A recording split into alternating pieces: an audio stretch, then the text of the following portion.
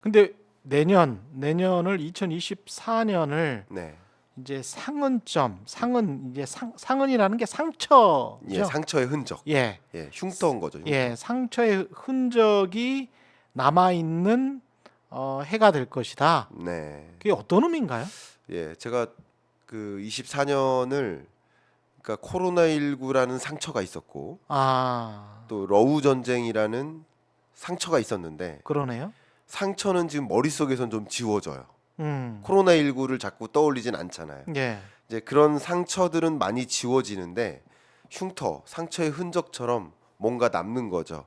그게 스태그플레이션입니다. 그러니까 아, 스태그플레이션이라는 그 우리가 원하지 않는 결과물, 상처의 흔적이 이 남는 나타날 것이다. 나타난다라는 것을 표현한 겁니다. 아, 스태그플레이션이라면은 경제학에서 어떻게 보면 가장 안 좋은 네, 상황이잖아요. 인플레이션도 진행이 되고 경기도 그닥 좋지 않고 좋지 않고.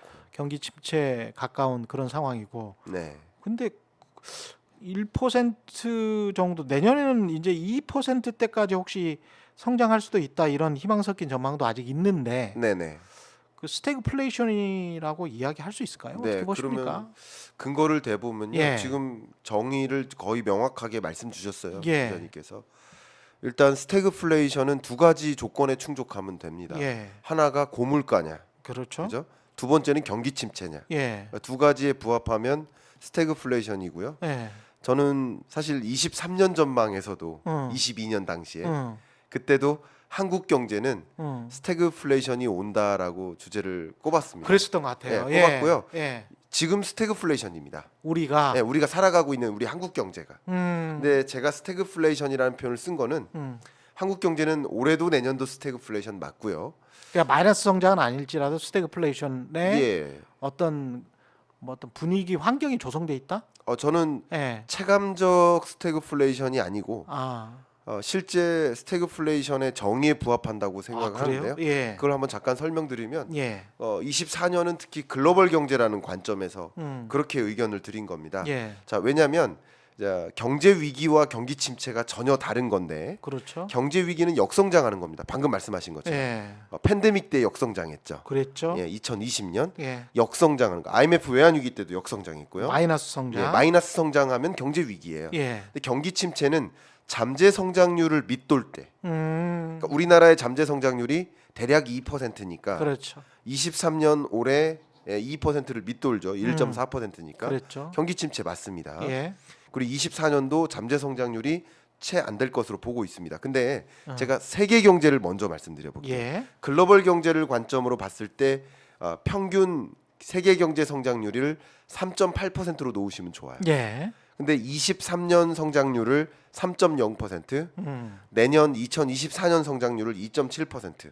계속 낮네. 예, 그러니까 올해보다 내년이 더 안 좋을 것이다라고 OECD는 전망했고요. 예, IMF는 올해를 2.9, 내년을 2.8 정도로 음, 어쨌든 올해보다 내년이 더 안 좋게 예, 전망을 하고 있습니다. 어, 그리고 잠재 성장률, 이 연평균 성장률을 밑도니까 23년, 24년 경기 침체 구간 맞다고 생각합니다. 예, 세계 경제가. 그러네요. 그리고 고물가가 해결이 되느냐라는 두 번째 질문이죠. 네, 고물가의 기준은 주요국들의 목표 물가가 좀 차이가 있겠지만 우리나라, 미국을 비롯한 주요 선진국들은 그 목표 물가를 2%로 두고 있으니까 그렇죠. 그 2%를 웃돌면 고물가인 거예요. 아, 그죠? 그렇게 봤을 때, 2%를 밑돌면 저물가인 겁니다. 예, 근데 연간 물가 상승률을 기준으로 봤을 때 음, 24년까지도 미국이나 우리나라도 2.6%니까 전망치가 그렇죠. 예, 그러니까 2%를 웃도는 고물가 기조가 유지되는 겁니다. 그렇게 그러니까 보죠. 경기 예, 침체와 고물가가 맞물렸으니까 음. 스태그플레이션의 정의에 명확히 부합되는 경제라고 생각합니다.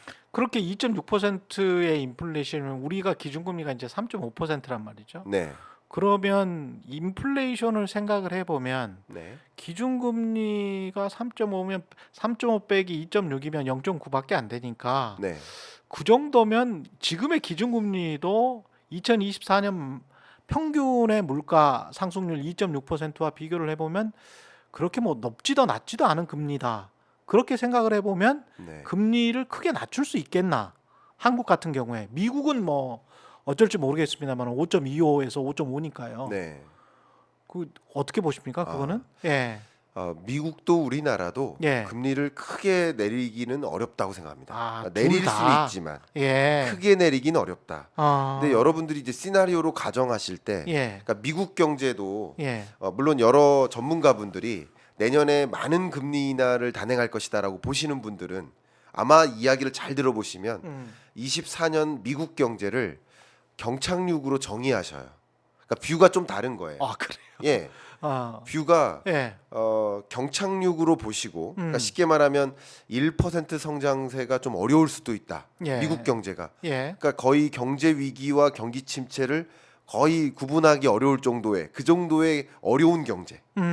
그렇게 경제 위기급으로 생각을 하시는 거예요. 예. 그러면 이러이러해서 경제 위기가 올 거라고 가정하면 당연히 8번 FOMC 회의가 있지만 그 정례 회의를 무시하고 이번 주말에라도 모여서 긴급 소집 회의 열어서 금리를 급격히 인하할 겁니다. 당연히 그럴 수 있죠. 경제 예. 위기와 같은 사인들이 나타난다면, 그렇죠. 예를 들어서 뭐 도미노 금융 부실이 뭐 금융 위기로 전개된다 만약에 뭐 그런 여러 시나리오들이 만약에 나타나서 경제 위기 수준으로 경착륙스럽게 경제가 전개되면 긴급 소집 회의 열어서라도 당장 뭐 2월 달에라도 1월 달에라도 금리는 인하할 수 있는 겁니다. 뭐 정말 제로 금리로 또 끌어내릴 겁니다.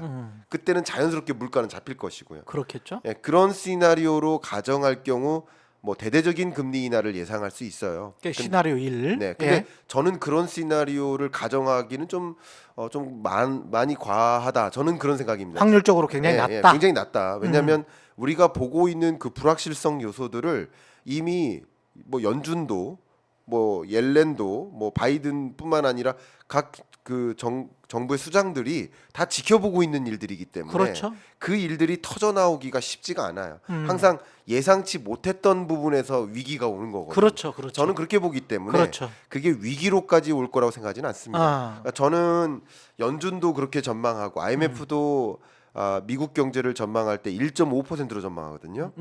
연준은 1.4%로 전망합니다. 예. 이것은 다소 이제 마일드한 경기 침체, 예. 예, 요 정도 연착륙에 해당되는 뭐 결과적으로 1.4. 예. 보면 결과적으로 만약에 24년에 미국 경제가 1.5% 수준의 성장률을 유지한다. 그러면 결과적으로 파월이 진짜 잘한 거죠. 그렇죠. 결과적으로 그렇죠. 예. 물가도 잡았고 예. 경제 위기도 막았고. 그렇죠. 결과적으로 말씀드립니다. 미국은 사이즈가 워낙 큰 나라이기 때문에 과거에 또 경제 성장이 좀 잘 됐다고 해도 한 2%면 훌륭하네. 뭐 이랬거든요. 그럼 1.5, 1.4 정도면 뭐 나쁘지 않죠. 그렇게 나쁜 게 아닙니다. 네, 나쁘지 않죠. 경기 침체라는 표현에는 부합하긴 하나 예. 마일드한 경기 침체다. 예. 경기 침체 왔어? 뭐 이런 질문을 누군가 던질 만큼 그렇죠. 그런 좀 경착륙이 아닌 연착륙으로 보고 있고요. 예. 연착륙으로 보고 있기 때문에 금리 인하가 굉장히 서둘러서 이루어지긴 쉽지가 않다. 아, 그렇기 때문에. 예, 서두를 필요도 없고요. 그렇죠. 그리고 연착륙이기 때문에 어. 경기 침체가 무서워서 금리 인하하는 게 아닙니다. 어. 물가가 안정화됐다라는 그 사인을 명확히 지켜보고 그렇죠. 이제 금리를 정상적으로 만들겠어. 금리의 정상화를 추구하는 거죠. 예. 그래서 24년 하반기에 어. 2차례, 많으면 3차례 정도의 금리 인하를 단행할 것이다. 예. 이렇게 보고요. 그래서 4.75% 어. 요 정도로 금리를 인하하는 4.75밖에 안 보세요. 네, 아, 그렇습니다. 그렇군요. 많아야. 예. 예, 김효익 교수는 제 기억에 이제 조금 좀 세게 보면 네. 1.25까지 맞습니다. 내릴 것 같다. 네. 그렇게 보셨고 그렇게 계산을 해보니까 이제 4% 초반까지 나오더라고요. 네, 예, 2024년 말 기준으로 봤을 맞습니다. 때. 근데 이제 보통 그 제가 보는 이제 미국의 신문들이나 이런 데를 보면 1에서 1.75% 포인트 정도가 대략적인 그냥 1.75까지 가는 거는 굉장히 크게 보시는 것 같고. 맞아요. 그러니까 김효익 교수는 거의 1.5, 1.75 이렇게 보는 거고. 네, 그 다음에 이제 1% 정도가 뭐랄까요? 상당히 좀 에버리지 같은 네. 평균적인 그런 전망인 것 같습니다. 예, 그러면 4.5, 4.25 뭐 이렇게 되는 거잖아요. 그렇습니다. 예. 근데 그 부분 잠깐 설명드리면 예. 사실 지난주 금요일 날 예. 김영익 교수님하고 저하고 홍준욱 박사님하고 아, 그러셨구나. 셋이서 제 채널에서 네. 라이브로 100분 대담을 했어요. 예, 전망을 좀 하셨군요. 예, 했는데 예. 왜냐면 이코노미스트마다 뷰가 좀 달라요. 다르지, 예, 당연히. 다른 예. 거지 누군가 틀린 게 아닙니다. 예. 예, 근데 김영익 교수님은 말씀하신 대로 경착륙으로 보셨고 예. 저는 이제 연착륙으로 보고 있고요. 예. 홍춘욱 박사님은 노랜딩으로 보시더라고요. 노랜딩. 노랜딩이라는 것은 그냥 그러니까 계속된다? 큰 문제 없이 간다. 아. 예, 그냥 한 2% 수준의 성장률을 유지한 채 간다 이렇게 보세요. 아, 미국 굉장히 좋게 보는군요. 예, 그러면 이렇게 뷰가 다르죠. 전제가 예. 다른 거예요. 예. 그러니까 금리 인하는 얼마나 할 것인가에 대한 그 의견도 다른 겁니다. 그래서 홍춘욱 박사는 제일 낮게 했겠네요. 그렇죠. 금리 인하 예. 거의 없거나 거의 없다. 있어도 이제 하반기에 있다. 이런 네. 식으로 좀 전망을 하시는 거죠. 와. 조금 차이가 있는 겁니다.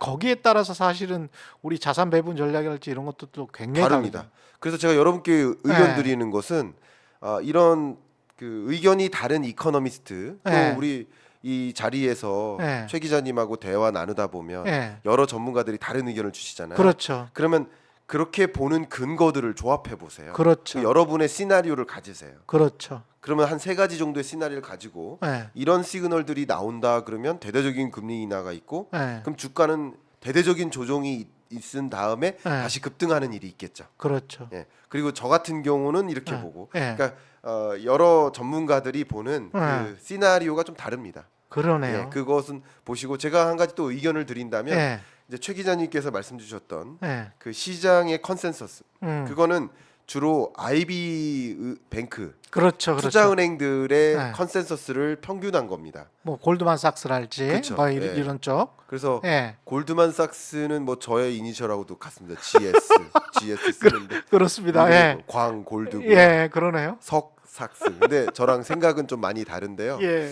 이게 뭐냐면 투자은행들이 예. 제 결론적으로도 말씀드려볼까요? 예. 저는 이제 23년 경제전망서 쓸 때도 그때 이제 KBS에서도 우리 예. 기자님하고 대담도 나눴지만 예. 23년 연내 기준금리 인하는 불가능하다고 말씀드렸었어요. 아. 23년 연내 기준금리 인하는 왜 불가능하느냐? 물가를 잡기 위해서 금리 인상한 거 아닙니까? 근데 물가가 안 잡혔는데 금리 인하를 한다? 말이 안 되지. 이건 그러니까 저는 그게 상식에 부합되지 예. 않는다고 했기 때문에 예. 23년 연내 물가 상승률을 전망해 봤을 때 23년 연내는 기준금리 인하가 불가능하다라고 봤던 겁니다. 결국 맞았네. 뭐 제가 맞았다는 걸 예. 설명드린 게 아니라 예. 근데 왜 그렇게 봤는지를 말씀드리면서 예. 왜 시장의 컨센서스는 저보다 좀 강하게 금리 인하할 거라고 보는지를 설명드리려고 하는데 예.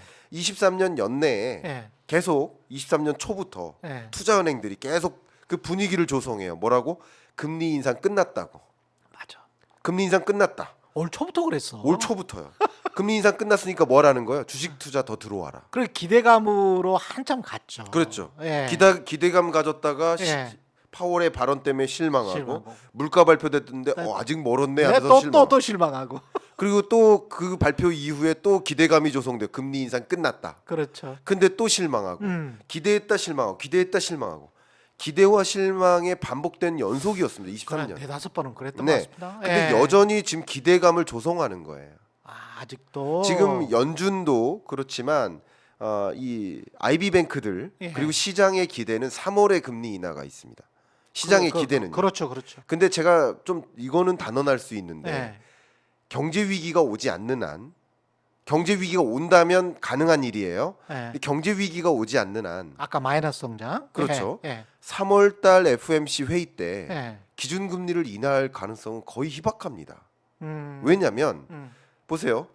1월, 2월에 물가 발표가 되겠죠. 그렇죠. 그럼 또 3월에도 물가 발표가 되겠지만 예. 2월 달 물가 발표, PCE 물가 발표를 보고 예. 3월 달 FOMC를 하는 예. 거예요. 근데 2월 달 물가 발표는 개인 소비 지출 네. 말씀하셨습니다. PCE 물가 예. 그건 1월 물가입니다. 그렇지. 그럼 지금 1월 거의 임박했잖아요. 그렇죠. 근데 물가 상승률이 이제 두 번 더 발표가 남았는데 예. 지금 2% 후반이거든요. 예.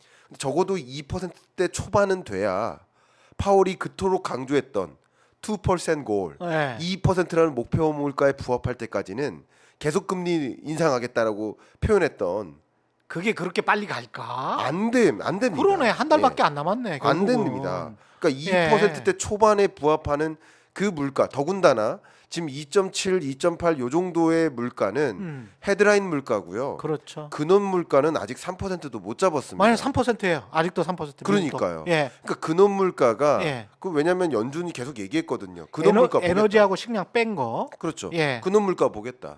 근원 물가가 2% 정도 가까워야. 그래도 2.5는 밑돌아야. 그러면 나름 확신을 갖고 연준 위원들이 뭐라고 표현했냐면 컨빅션이라는 표현을 썼어요. 컨빅션. 확신. 그렇죠. 예. 물가 확실히 잡혔다라는 컨빅션을 가질 때 예. 그때 금리 인하를 할 수 있다. 예. 여러분 이 말은 잊지 말아주세요. 예. 금리 인하에 대한 기대감이 형성되는 것도 읽어 나가셔야 됩니다. 아. 왜냐하면 그 기대감만으로 주가가 올라가는 거예요. 그렇죠. 그죠? 예. 그러니까 23년 12월에 주가가 올라가는 현상이 금리 인상 끝났고 금리 인하 곧 있을 거야 하는 기대감으로 주가가 올라가는 거거든요. 그렇죠. 그러니까 기대감도 이해하셔야 돼요. 예. 그러나 기대감이 있지만 분명 3월 달에 혹은 2월 달에 실망할 겁니다. 금리 인하 당장 안 하겠네. 그래서 또 조정될 겁니다. 조정됐다가 또 올라갈 거죠. 왜냐하면 실제 금리 인하는 상반기에 어려울 것이기 때문에. 아, 상반기도 어렵다. 상반기에는 금리 인하가 어렵죠. 3월은 그렇다고 치더라도 3월은 이제 1분기니까 네. 2분기가 이제 4월부터 시작되지 않습니까? 그러면 네. 4월이나 뭐 5월, 6월, 특히 이제 4월 좀 늦게 봐도 4월쯤에는 가능하지 않을까 이렇게 보는 시각들도 있던데요. 네. 예. 좋은 말씀이시고요. 네. 뭐 그런 시각도 좀 우리 봐야 되는데 네. 제가 계속 금리 인하의 시점에 대해서 물어보시는 분께는 예. 똑같이 이렇게 답변 드립니다. 어. 물가 잡히는 시점이 금리 인하 시점이다. 물가 잡히는 시점. 근데 물가 잡히는 것도 물가 잡혔다라는 확신이 드는 시점. 누구 아. 입장에서? 연준 위원들이. 연준 위원 입장에서. 그렇죠. 연준 위원들이 물가 잡혔다는 것을 확신하지 않는 한 예. 덜컥 금리를 인하하기가 어렵습니다. 그러네. 덜컥 금리 인하했다가 덜컥 물가 다시 제자리로 돌아가요. 그렇지. 그러면 연준의 세 번 실패를 경험할까요? 연준 그렇죠. 위원들이? 거기다 금리 덜컥 인하했다가 다시 물가가 올라가는 거는 사람들이 아 이제 앞으로 계속 금리를 인하하는구나라는 기대 심리 때문에 막 대출 내고 쓰고 그렇게 돼 버리잖아요. 그러면 그렇죠. 이제 기대 인플레이션이 다시 올라가니까 네. 미래의 기대 인플레이션이 올라가면 연준으로서도 이제 갑갑해지죠. 그러면 그걸 다시 진정시키기 위해서라도 찬물을 다시 확 부을 수밖에 없는 거 아니에요? 네. 그렇습니다. 아, 예를 들면 예. 연준은 어쨌든 물가도 잡고 경기도 잡아야 돼요. 둘 다 지켜내야 돼요. 그런 사명감을 갖고 있어요. 근데 경제 위기가 와버린다면 물가는 자연스럽게 잡히고요. 예. 그러면 금리를 대대적으로 인하할 수 있는 거예요. 그렇죠. 그렇게 시나리오를 가져간다면. 근데 저는 경제 위기를 가정하진 않습니다. 아, 그러니까 마일드한 경기 침체로 가정하고 예. 1.5% 수준의 미국 경제 성장률은 예. 또 다른 실업률이나 다른 지표도 봐야 되겠습니다만 이런 경제를 보여주는 여러 지표들은 그래도 이 정도면 괜찮아. 잘 지켜냈어. 할 만한 평가를 받을 만한 수치를 보일 겁니다. 그러니까 경기 부문이 우려돼서 물가 잡기를 더디한다? 그러진 않을 거라고 생각이 되고요. 그러네. 투자은행들은 다소 빨리 그렇죠. 들어와 하는 네. 입장이니까 그렇죠. 금리 인하 시점을 더 당겼으면 좋겠다라는 자신들의 어떤 마음을 아, 선호를 반영한 전망인 거고요. 그러네요. 근데 책임자, 예. 물가를 잡아야 되는 책임자, 예. 금리를 결정해야 되는 책임자는 더 보수적으로 접근하지 않을까요? 그럴 수밖에 그래서 제가 없겠어요. 컨빅션이라는 영어를 그대로 들은 겁니다. 예. 컨빅션이라는 그 단어가 자기 마음속에 있을 때 파월이 네. 있을 때 금리 인하를 할 수 있는 거지 책임자가. 손에 잡혀야 되는 거고. 그렇죠. 희미하게 이렇게 신기루처럼 보이는 거는 안 네. 되는 거네. 그렇습니다. 예. 또 뭐 추가적으로 설명을 드린다면 근원 물가는 잘 안 떨어집니다. 원래 잘 안 떨어지고요. 헤드라인 물가가 떨어진 것은 식료품 물가와 에너지 물가의 기여도가 많이 작용했어요. 그렇죠. 예, 예. 왜냐하면 에너지 물가 지금 아직도 에너지 비싼 거 아니냐 이렇게 하실 수 있지만 항상 물가는 전년 동월 대비로 비교해야 됩니다. 근데 23년 지금 국제 유가의 추이도 비싼 거 맞습니다만 22년과 비교하면 그렇지. 굉장히 싼 겁니다. 우리 주유소 가보면 알죠. 이게 예. 마이너스 국제 유가입니다. 예. 지금 등락률이. 예. 그러니까 지금 이거는 물가를 끌어내리는 역할을 해요. 그러니까 에너지 물가가 떨어져서 이 소위 그 헤드라인 물가가 좀 떨어지는 것처럼 보이는데 미국이 예. 근원 물가는 계속 안 떨어지고 좀 스티키하게 움직이고 있거든요.